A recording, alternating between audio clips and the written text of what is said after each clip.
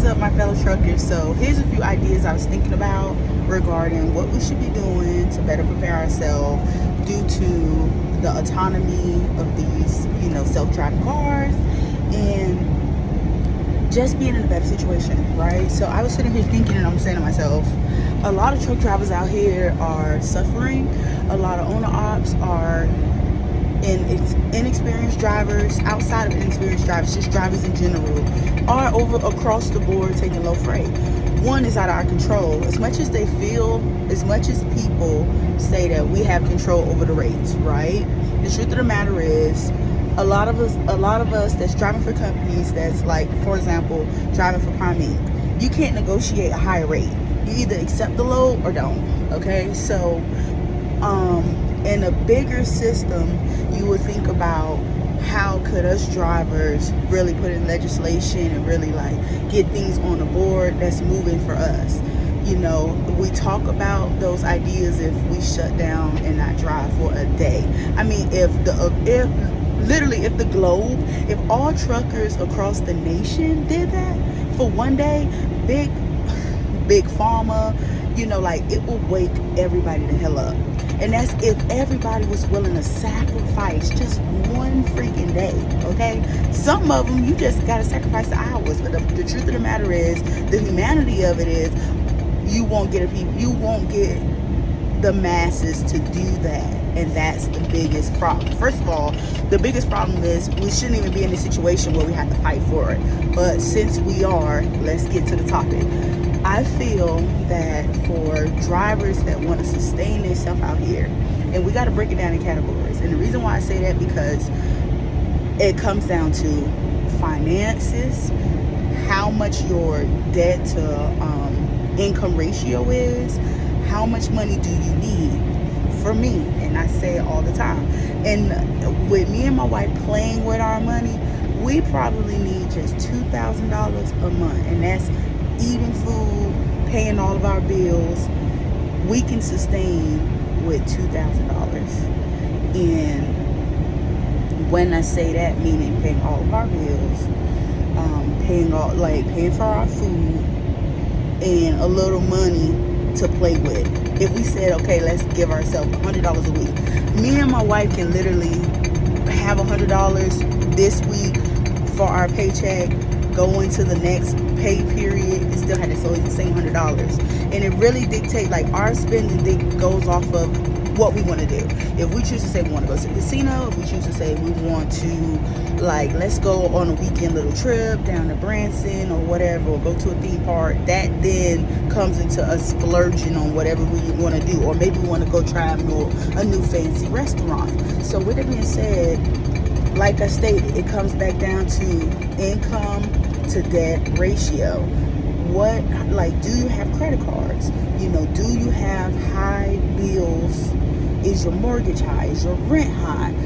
Is your lights high? Are you the sole provider? If you're the truck driver, let's do this. If you're a company driver, you bring home $1,400 every week, okay? But you provide solely for the household. You are the one that's paying the rent, you're paying the car note, you're paying the car insurance, you're paying the medical. When you start tallying that up, and we're not even talking about adding kids to the equation, okay? I'm not going to say we don't have a lot of two-parent family homes, because that's not true. But in a situation, like I said, in this, you have to break it down in categories, because it's very difficult everybody's situation is different. So in this case, I think about the budget, right? So what income is coming in? Me and my wife, we're two incomes. So if we wanted to live off her income and save my whole check, we can do that. And our debt and our situation is different. Do you guys have paid for cars already? Are you just paying insurance? Can you get a cheaper insurance? Sometimes we've been with Allstate all this time and we don't want to change, but Allstate keep increasing. Like my insurance, I am with State Farm. I've been with them for the last 2 years, and my insurance I have full coverage on my card, but it keep increasing by $10. Now you may say $10 not nothing, but if I'm not driving my vehicle, if I'm never home, I just We just transitioned into a job 3-4 months here where we're coming home every weekend. Before that, we was always on the road. So is it beneficial to be paying that much money for insurance, and the car is not even moving, and the car is not going out of town? So you want to be able to limit whatever cost you can, paying off credit cards, try not to max out your credit cards, being patient, and allowing it to mature and grow, but at the same time going in, increasing your annual income amounts. Now let me give you an example of that. When you think about income amounts, you will sit here and say, okay, but I work at McDonald's, I only make $25,000. Okay, so you wouldn't go in there and put that you make $100,000 because you don't have proof of it. If you depending on who you go and you are requesting not a loan, but trying to apply for a credit card. If they was like, say for instance, you wanted to go to American Express, baby, look, your income 24.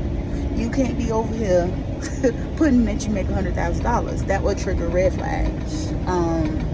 Two, when they check your credit, if they don't ask you for tax documents, like your not your W-2, but like your 1040 form, anything like that, they could also look at your credit. Maybe your credit reflect that you was a cashier at McDonald's. So, when we apply for cars, apartments, things like that, sometimes that stuff goes on the credit. And when they have access, when creditors have access to that can determine a lot of different things. But when you go into your credit cards, or when you go into credit cards and you update, like I'm a truck driver, if I've been putting across the board on all my credit cards that I make $125,000 in 3 months or 4 months, if I go in and say I make $150,000, that won't be a red flag. If I do it 160, it won't be a red flag because I'm a truck driver.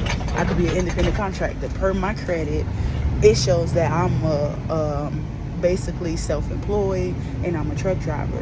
So my numbers can go up, but when it comes to people that's working smaller jobs, that's not, or jobs that's not that much money, you got to be kind of savvy with it. Also, you have, like I mentioned in the video before, you have it where some of these creditors, you don't know that when you apply for Target and then you apply for, let's give an example, you apply for Macy's, that TD Bank is the one that give the cards for both of those. So on Target, you put one information and you put your rent was $700, and then here you are applying with Macy's and you putting that your rent for $1,600. So it's those things that you gotta pay attention, keep up with, and things like that. I was actually just talking to you guys because me and my wife switching. But I'll get back to you guys because I gotta do like a part 2 of this video. What, you gotta use the bathroom, honey?